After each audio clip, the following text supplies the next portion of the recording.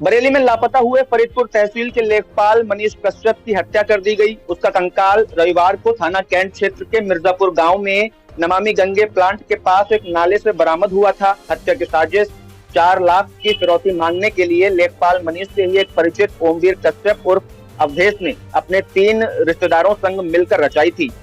पूरी साजिश के मुताबिक 27 नवंबर को लेखपाल को बुलाया गया, कार में बिठाकर उसको शराब पिलाई गई और चलती कार में ही मफलर से गला घोंटकर उसकी हत्या कर दी गई। हत्या के बाद शव को नाले में फेंक दिया गया। जब पुलिस ने मामले की जांच की तो जांच के दौरान सामने आया कि लेखपाल के ही हल्का क्षेत्र के गांव कपूरपुर निवासी ओमवीर कश्यप भी 27 नवंबर से गायब है। उसका नंबर पुलिस ने सर्विलांस पर लगाया तो उसकी लोकेशन दिल्ली और हरियाणा में पता लगी। एसओजी ने उसे हरियाणा से पकड़ लिया। पूछताछ में उसने घटना भी कबूल कर ली। अभियुक्त ओमवीर उर्फ अवधेश और उसके मामा नन्हे को गिरफ्तार कर जेल भेज दिया है। श्री मनीष कश्यप जी के तहसील जाने और उसके बाद वापस घर न आने के संबंध में 28 तारीख को थाने को सूचना मिली थी।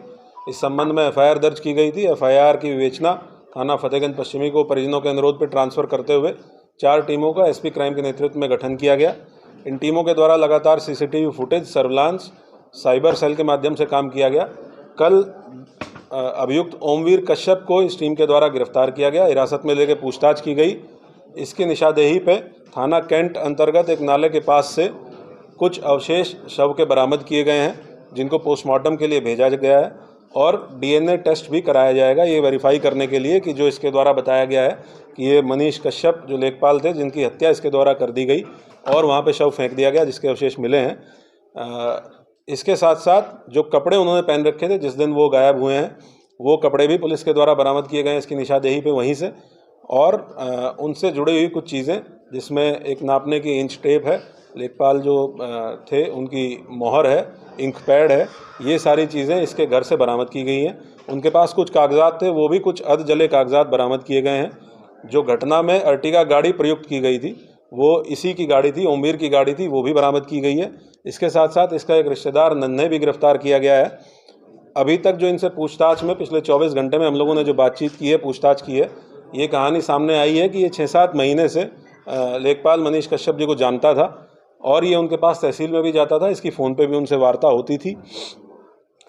इसके पास पैसे की तंगी थी। ये लगभग 5 महीने पहले जेल गया था और जो पैसा इसके पास था वो बेल के दौरान इसका खर्च हुआ, तो इसको पैसे की आवश्यकता थी।